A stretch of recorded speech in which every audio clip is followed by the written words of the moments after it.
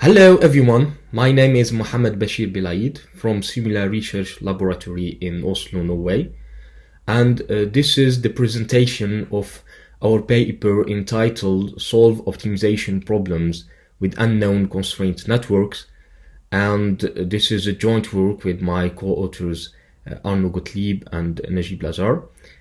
This work falls under the Pursuit of the Holy Grail workshop under the CP conference. So in this work, we want to solve problems where the function to optimize f is known by the user, but the constraints to satisfy are unclear or complex to model. And this can be found in practice. Let's take, for instance, the assembly line balancing problem, where the user wants to minimize the number of used stations subject to some unknown precedence constraints, and these constraints can be revealed only by historical data. So to solve these kind of problems, what we can use is constraint acquisition to learn the constraints and then solve the problem afterwards. But the question here, is it possible to try to solve the problem during the learning of the constraints? Let's take our example in details. So in the assembly line balancing problem, we have a set of tasks with duration on each task and with precedence constraints between tasks. And what we want to do is to associate to each task a workstation on which we need to execute. And the final goal is to minimize the number of used workstations. But for some instances, these precedence constraints are hardly known during the resolution process. So, and this is the problem that Klindworth et al. Tried to solve in a paper entitled On a Learning Precedence Graph Concept for the Automotive Industry.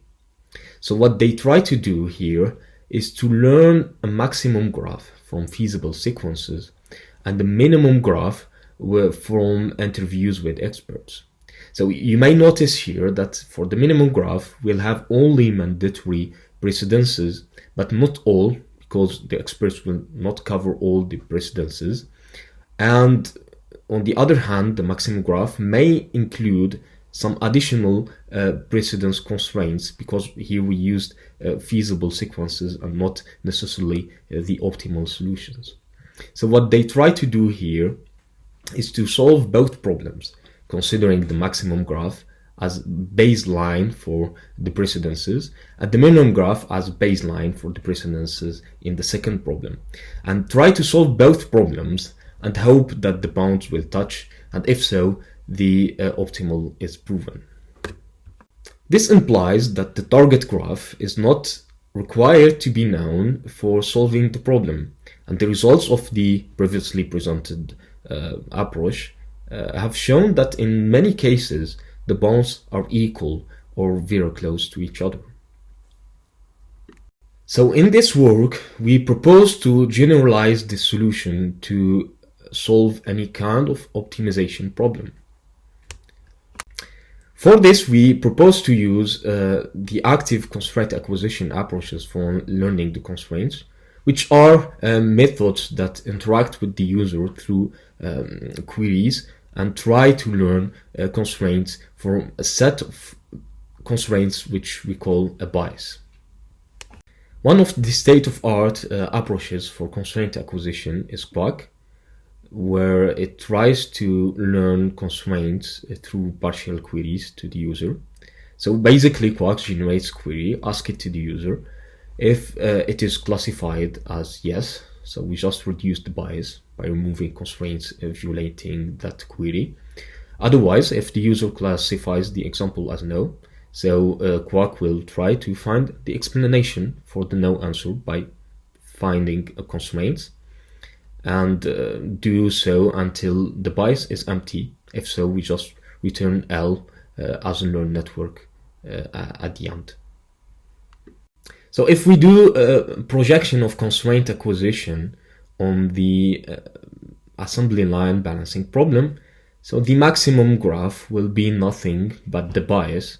The minimum graph is the learned network that we learned until now, and T here is the target network that we are trying to find.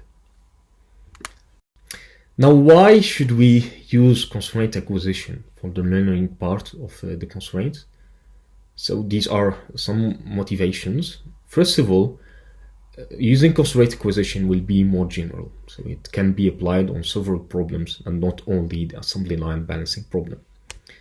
The second thing is it provides less complex interaction with the user. So there is no direct interviews asking for the constraints, but just queries to reveal those constraints using constraint acquisition. Also, constraint acquisition approaches can learn from negative examples, something we couldn't find in the previously presented method for the assembly line balancing problem.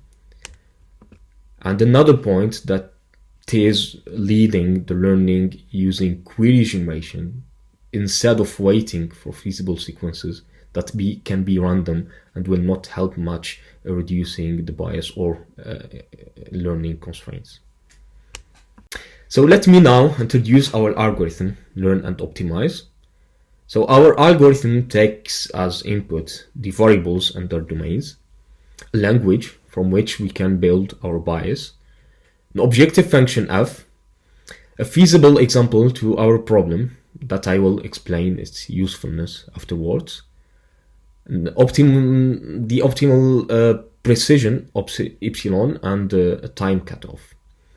And as output, our algorithm will return the bounds to optimal solution, so the lower and upper bound, and their corresponding instantiations or examples.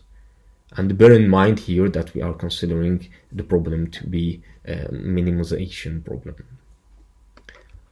So this is our algorithm. So first, it initialized the bias or the basis using a language L on a set of variables x, and a positive example which will filter from the beginning some constraints from the bias and guarantee that the bias has at least one solution so it can be solved afterwards in the next iterations. Then we initialize the learn network to the empty set and a flag that we call optimal to false. So while the time cutoff is not reached and the optimal solution is not proven, we do the following instructions. We do acquisition. We learn some constraints by generating a query E and ask the user to classify it. If it is classified as positive, we just reduce the bias. Otherwise, we learn some constraints and put on L. And then we just compute the bounds by computing the lower bound solution, which is the solution of F subject to the network L, and the upper bound solution, which is the optimal solution to F subject to the learn network union the bias. And then we just compute the lower bound and upper bounds by using the f function. And then we just do a test of optimality. So there are two cases.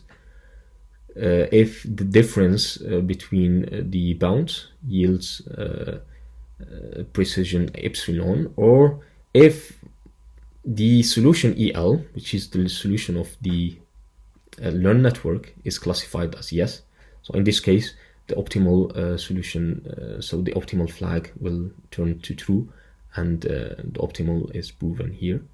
And at the end, of course, we will return the bounds and there's corresponding solutions.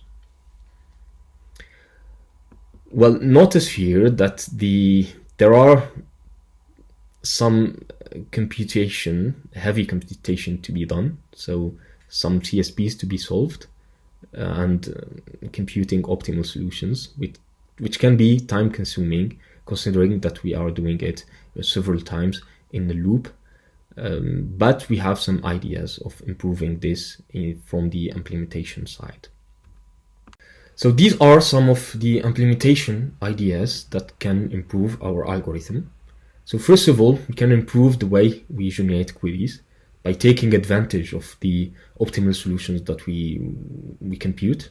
So instead of generating E every time, why not take advantage of optimal solution that we compute also? Another point is to, well, instead of computing the bounds and the optimal solutions every time, we just do so if we learned at least K constraints, and this can be set. Otherwise, also, what we can do is, of course, if the example is positive, is classified positive by the user, here the bias is reduced. And here, no need to compute the optimal solution to L, because L has not been changed, and the example was positive, so it only reduced B and didn't learn anything to put on L. So to conclude my presentation, I have introduced our approach, learn and optimize, for solving optimization problems with unknown constraint networks, which is in really early stage, but it gives insight that we can solve optimization problems during the learning process, and this is worthy investigating more.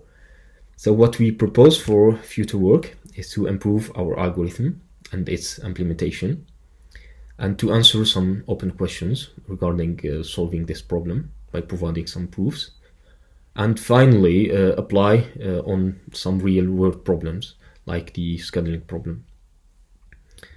And that's it for me. Thank you very much for your attention. Don't hesitate to contact me using this email if you have any comments, suggestions, or questions, and hope to see you soon at the workshop.